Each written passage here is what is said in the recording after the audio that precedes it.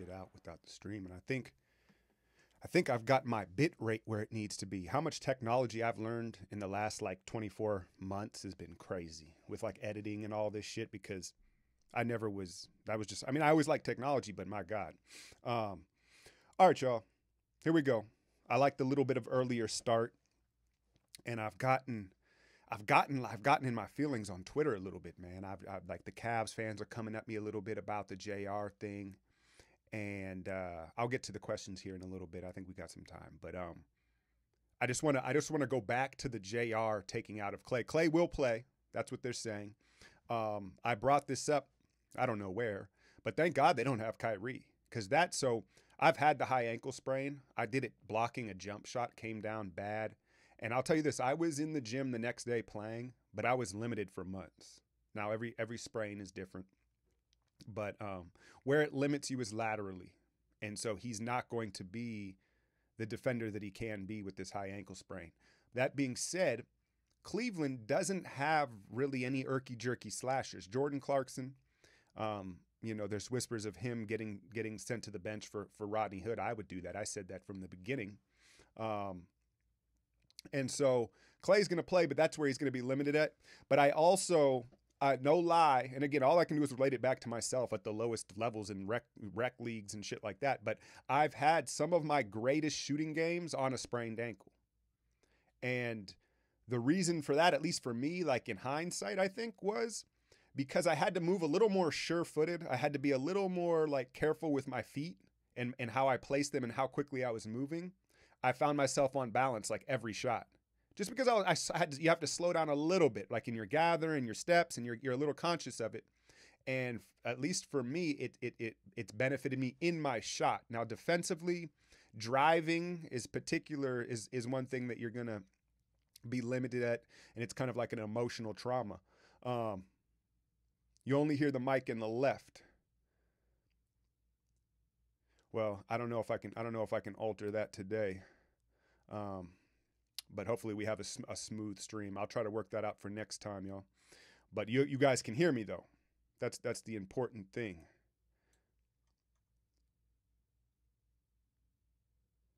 Waiting on a response on that. But as long as someone let me know that you can hear me. I don't know why it's only left. It might be, again, there's always so much hardware bullshit. But, okay, so we're good. Okay, I can turn the volume up a little bit. I don't want to blast y'all. Let's see here. Okay, we're good. All right, so hopefully it's smooth. I hadn't even thought about it. I thought my mic was good. I was worried about the stream stuttering on me. So back to this JR shit. So you guys know, a lot of you, I've talked about my history and my past of like what I've done. I've done a lot of coaching training. I've worked at a school for 4 or 5 years where I was kind of like on the yard as a PE teacher and kind of just a disciplinarian, where like when kids would get in trouble on campus, they would get sent to me type of thing. And then I moved into a group home with troubled youth that were coming like out of facilities, basically out of juvenile halls and stuff like that. And I did that for 2 years. And what I've learned about it is like, you guys know this, man. I know there's so many of you are smarter than me. Just I can tell from what you post, and I know we have a smart little community here with this. But that reputation and context is everything. It's everything when you're dealing with people, man. And so I say that like if that was George Hill who dove at Clay, I would give him the benefit of the doubt, unless there was like some like really damaging evidence that he did it on purpose. I'd be like, all right. But we've seen JR do this over and over. Go look on YouTube, dude. The dude's done it. He does it every playoffs. And so it's just dumbfounding to me. People are accusing me of being like a blind Warriors fan. It's like, dude, look at who J.R. Smith is, man. Anyway, so I just think it's funny, but I'm enjoying the protest of it and the arguing. Let's see here. I'll get so the thing is with the Clay thing, and again, I've had the high ankle sprain. I don't think it's gonna, I can't say that. The pain's gonna subside through the next week, right? But his stiffness and his lack of motion in it, like it's not going to be better in this finals. Like it's going to bother him the whole finals. And so that's why I'm not surprised he's playing. There was a part of me that when he went and came back out and finished that game one, that was like they knew like he probably wouldn't be able to play the rest of the series. So with the adrenaline and the injury being fresh, they were like, let's try to get this one out of him. But obviously that's not the case. But I don't think, like, again, minutes and all that, like, I don't think he's going to get better through the 10 days of this finals. Like, he's just going to have to be what he is. And I will make the argument that they don't really have any slashers. They don't, like, that's where it would hurt him. A guy like a Kyrie or a Harden or a Paul, where they're trying to, like, move downhill on you and penetrate and move back and forth. They don't have a lot of those guys. So I think he can hide on defense. I do. I think he can hide a little bit better given what the Cavs have. And then don't be surprised if he shoots crazy good from like his spot up shots. Don't be surprised. He'll be on balance. So I know the Durant thing, let me bring this up while I've got this here. Where did I screenshotted this? Did you guys read? Let me see where I can get the quote of this. I don't have it on the screen. I apologize. But this, I hope I'm not like reading something that was fake. I almost hope it is fake. But I read a quote today. They were asking him about the Hamptons meeting, right? And he goes, at a time in my career, I didn't know how other players felt about my game. And I knew that I was pretty damn good, and I knew I worked extremely hard, but I needed the validation from my peers and teams and GMs, people that are really into the game, to really help me feel good about myself and help me feel confident and let me know that that's what I was doing was working, that what I was doing was working. Now, I didn't like check my sources. I found this blurb on like Bleacher Report or something like that. But that I literally screenshot because that shit is alarming to me. Are you fucking kidding me, Kevin Durant? We're talking 2016 after an MVP. He needed the validation from his peers. So I don't know, man. I don't know about KD. I told you, I hate to be like a disloyal or something like that, but I tell you, I just lost some, like, I'm not as big of a fan of Durant as after that game, dude. I was on another level with anger watching that game. And then I thought, like I said, I know I get very emotional during the games. And then when I redid it the next day and did the extended cut, nothing changed. Everything that I thought I was seeing with Durant. So I don't know, man. I don't know. Yeah, if he said that, isn't that alarming? That's like something you hear from like Brandon Ingram, or like, you know what I'm saying? Like a first or second year player. That shit is alarming to me. That's alarming to me. He is, man. He is a mama's boy. Let me make sure I get to some of these questions. We got some time though. So asking about if Kerr's going to separate, if we're going to have the separation of KD Steph rotations. Because Cleveland, I don't know, like LeBron, I think when LeBron's off the floor, we can get away with a lot. I think our strategy needs to overall change almost. I'll get into that a little bit later. But what I think we need to do is for Durant, because Draymond's lost such confidence in his shot, and then you don't have Iguodala out there.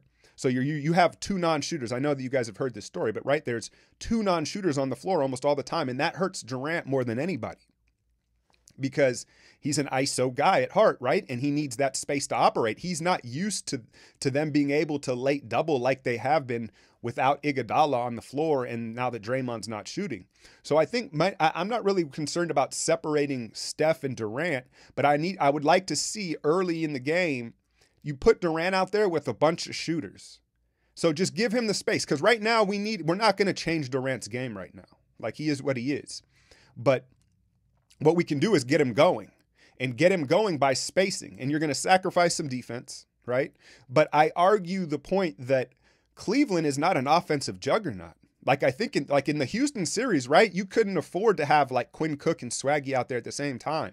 In this series, I think that we could get away with kind of going with more offensive-minded lineups. And so that being said, I think like a lineup of Quinn Cook and Nick Young in the backcourt with KD, like a bench lineup, and then the center needs to be JaVale or Jordan Bell, someone who can vertically space and will be a lob threat. And I'm not saying for extended periods of time, but for 2 or 3 minutes at the end of that first quarter when they're giving Steph his rest or whatever.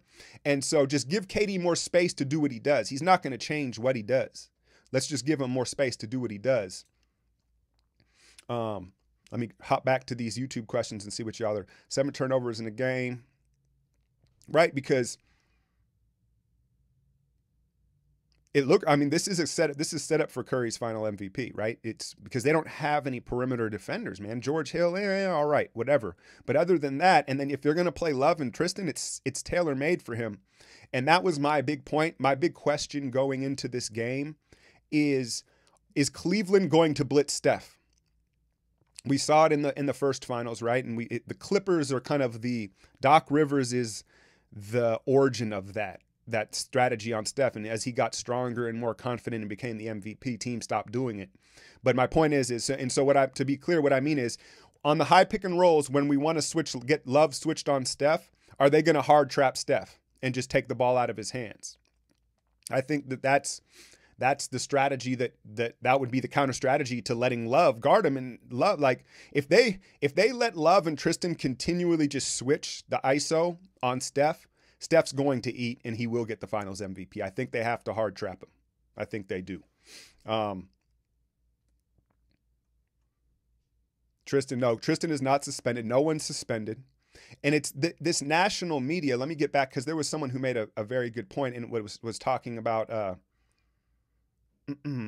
so this story, this is what happens when you are the big bad wolf. It's clear. And I know that we as Warrior fans are kind of biased, obviously, in our lens of it as well, but it like everybody's rooting against us, man. Everybody, right? And so it is what it is. And I'm not even putting the referees in that category. I think the refs, if you want to say the refs have an agenda, it's money, right? Or whatever that sways that.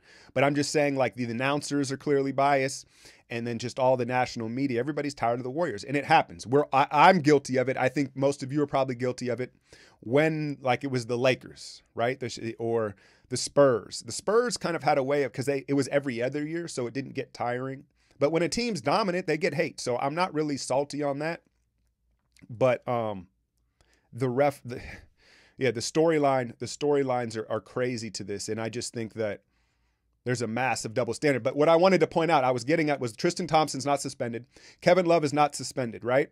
And so I'm happy about that because one, it gives more hate, the Warriors got to pass. But two, let's just make note of that in case Draymond decides to do something. Now, we can't defend Draymond if he punches somebody or he does something that's just inexcusable.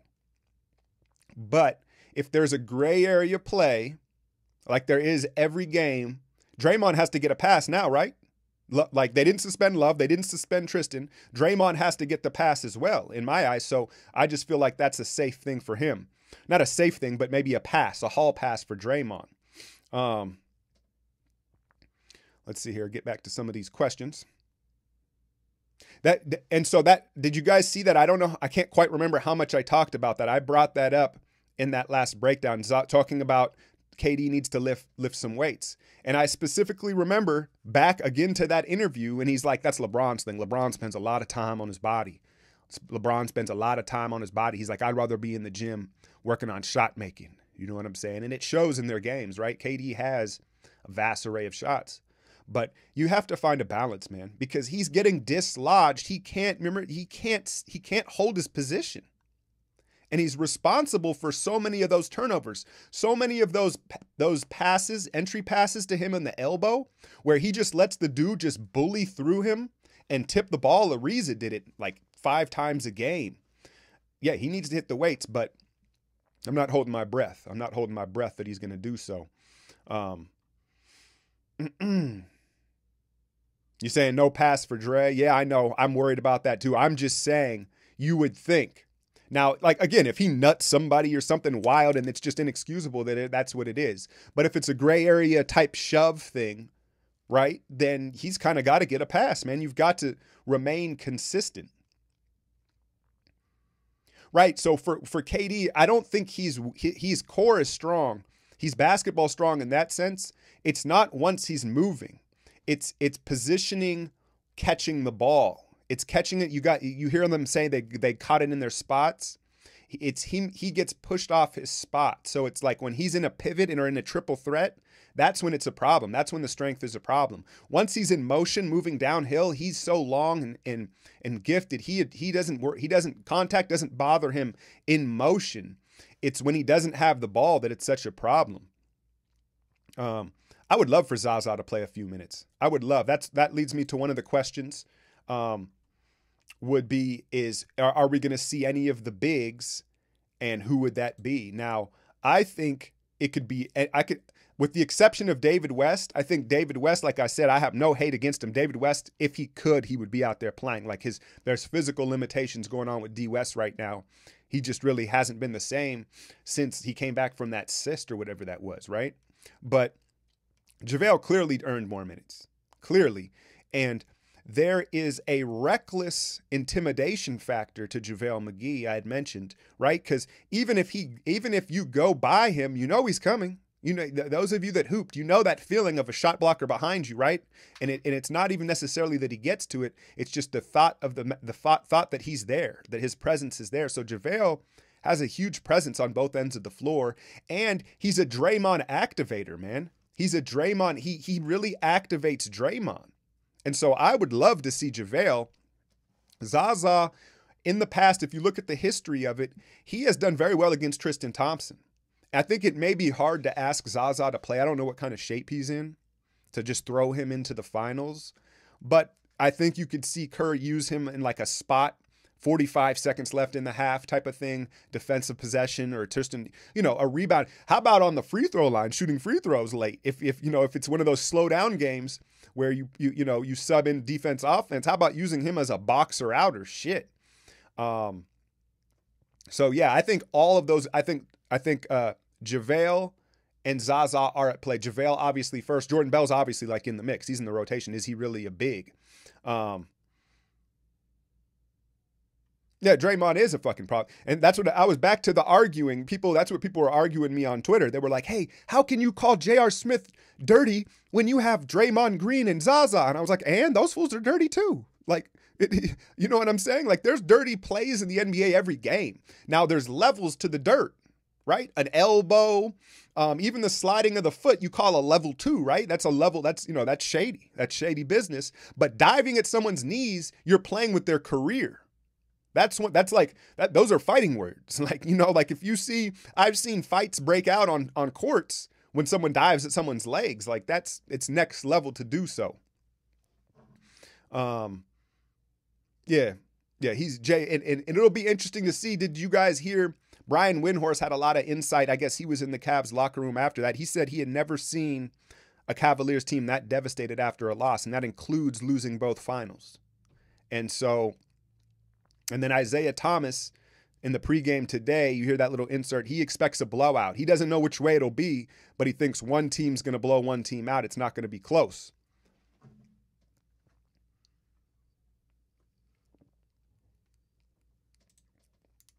Let me make sure I got to all these questions. Candidates, finals MVP, any chance we get to see more athletic bigs play? So that applies. I think Jordan Bell, I like Jordan Bell's just ruggedness. He's starting to slip screens. And so like I don't know if I'm ready to say that I'd rather see Bell in there than Looney. But again, you have to be dynamic with what's going on. You have to be dynamic with what's going on. Another question was, what do we see from JR? I think he shoots better. I think he shoots well. I don't think we're going to have like a huge polarizing, like amazing performance or bad one. I think we just get in between JR. I know that's maybe the safe prediction. It's hard. Hey, you're asking me to predict J.R. Smith. So, I don't know. They need him. And that's why they've made such a big huff puff about that block charge call is because they want to deflect from George Hill and J.R. Smith, right? Because you can't have it both ways, right? You have people saying, oh, by the letter of the law, LeBron didn't have to be stationary as long as he was in defensive position. But by the letter of the law, then we're allowed to review the play. So, I mean, it was just, I'm ready to move on from that. But yeah, I still think Steph. Now, I still think this is going to be Steph's series. It's going to be Steph's series. But at what point is Ty Lue? We know he's a dynamic coach, meaning he changes game plans game to game. He doesn't like stick to things. And are they going to hard trap Steph? If they're going to force it out of Steph's hands, then you're going to see Durant. It's going to open up for KD, needless to say. But then is Draymond going to hit threes? And I went back. I had brought up this file footage from one of my last pregames of that Game 7 we lost in 16, right? Draymond used to pump threes. And it's like how quickly we forget, right? I forget too, because it seems like it's been a season and a half. Now, I'm not promoting that Draymond shoots 10 threes. But one thing, and I know you guys will remember this, ladies, if you're listening as well. The Draymond, remember how he used to early on in a game shoot a three? Remember how he used to do that? Like every game, he would early on shoot a three just to say, hey, I'm going to shoot this, right? Like, hey, I'm going to shoot this. And so now it's like it's almost like only if he has to. Those two he hit were only because he had to with the shot clock winding down. And if he could give us 1 or 2 threes in this first half, man, it's going to change the dynamic of the offense, because we all know he's not prolific, but he no longer is keeping them honest. He's no longer keeping them honest. And I don't know why Looney, I love Looney for what he's done. But and we've seen him, he can shoot threes by all accounts. I know he shot him in the G League when he was down there, and I've seen his shot. Like, to my eye, it looks like a decent shot that he can take. If Looney, like, averaged 2 threes a game, or a 3 a game, and I'm not saying let's say he just took a 3 a game, he would be looking at $10 more million in this offseason, right? Like, if he would have just shown that he takes it, my God. So I don't know. It's a confidence thing with Looney. Right, yeah, Draymond's always short. But did you guys see the meme where it looks like he has a backpack on when he shoots it? Right, his form, to me, he doesn't extend his torso. So when your energy, it starts in the ball of your foot up through your ankles, your knees, right, your hips. And then when it gets to his hips, his torso doesn't extend up. And so that's the flaw in his shot, besides him he's not a rhythm stepper, but the flaw is in his torso. But yeah, I would love to see Zaza get in there and just grind on somebody, man. It's going to be, and then so back to my other point, if Klay, we have to see how good Klay is, or how much he can help us. It's remained to be seen. He was heavy limping, man. He was heavy limping through the end of that game. And right when we won, right when we wrapped it up, I mean, it was like twofold. But I think Nick Young's earned a look, right? And I think that I make the argument, you guys know I've been down on Sean, right? Well, I make the argument because of Cleveland and the way they're constructed, I think we could get away, like I said, with a more offensive unit than defensive. And Sean, let's be honest, hasn't been that great defensively. Nick Young has honestly given us more physicality and effort. Now, will he make more mistakes? Probably, but he looks like he's giving us more effort.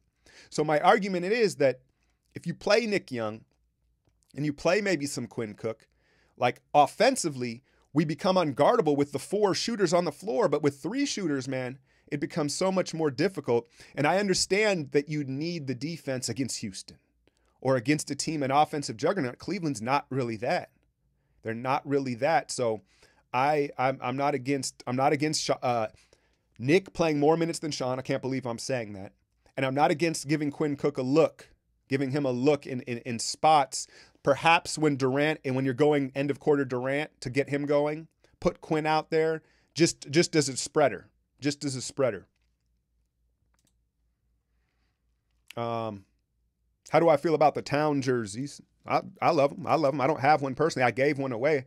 I like them. I'm not really superstitious with the jerseys. I'm not a big fan of the yellow ones. I think that should be inverted. I understand is it like Chinese celebration or something like that? I know it has like a meaning behind it, but if it was inverted, the yellow's just too bright for my taste, like for the TV. Clay's big mad. Did you guys, and you guys know me, I'm a conspiracy theorist. We'll wrap this up here in a couple minutes, but did you see the interview when they asked him, right? And like, read between the lines. We all know what he wants to say. right? He's been told or he knows better, right? You don't say that, especially as the series is going on. But we all know how everybody internally, I'm almost positive that the Warriors know what time it is with J.R. Smith, man. Right? I just do. He's pissed, right? And we'll see. Hopefully it translates. But if it gets grimy and physical and Tristan Thompson's in the man, Zaza for a couple minutes, man. Zaza for a couple minutes. JaVale, but really is just as physical and aggro. Now, he's not as strong, but like I said, he's so athletic. JaVale's athleticism and being 7'2" is intimidating as hell around the rim. And that goes for LeBron James as well. No, yeah, Clay, he can't say that. He can't say that during the series. But don't be surprised if years from now or whenever it comes out that I wouldn't be surprised if JR, when he retires, he's like, yeah, man, I was dirty as hell. Shit, I'm just saying, man. I'm just saying you have to look at the history of it, and it's just those plays at half court in the first quarter, you're diving at half court, man. Stop it. Any other questions, y'all? I'm honestly, I think we're gonna win the series. But like I am concerned that they're going to try to take somebody else out, right? Like, aren't you? That's a valid concern. Like, if we stay even here, then yeah, I like our chances. I think their defense is just not enough. I think that if we go in with our offense, I know I've said this a couple times. I don't think they can hold defensively. I think we could just outscore them. Slowing it down and putting our defensive lineups out there kind of plays into their hands. I saw a question here about Caspi. The thing with Caspi is he was never healthy, man. A healthy Omri Caspi, is a nice player. But that's a health. If Omri Caspi had stayed healthy throughout his career, like he would be a well-known player, not a star, right? But he would be like a known commodity on a team. That's the problem. His body's betrayed him. So it's hard to say, like, would Caspi have played? Would he have helped? Would Caspi have been healthy, right?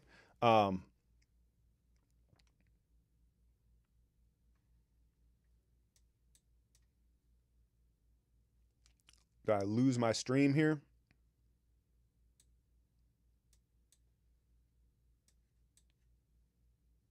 All right, my bad if I lost my stream here. We're counting down here to the 5 o'clock. But yeah, that's my biggest concern. And then the other thing I've talked about, I'll wrap it up with this. With LeBron James, we get his. We know how amazing he is. You cannot let him slow dribble 3 or 4 times, rock, and he bobble the ball and then just practice jumper. He'll do that. He can do that all game, right?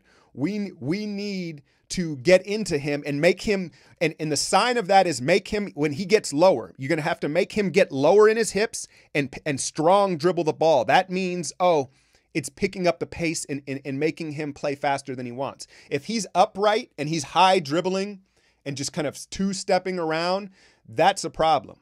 So they need to pick up the pressure higher up.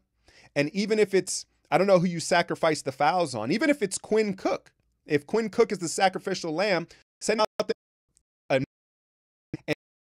fouls, digging into, I think needs the biggest plan to go saying the rebound. Without saying, I'll tell you, if they can, KD do, Steph would switch. How is this?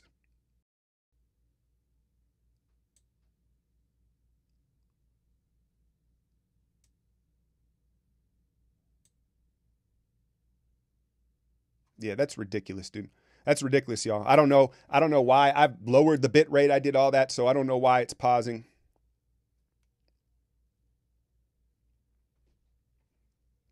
It makes no sense.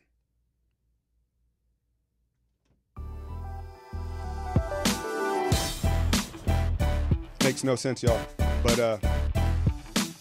I'm going to wrap it up. Let's go get this game.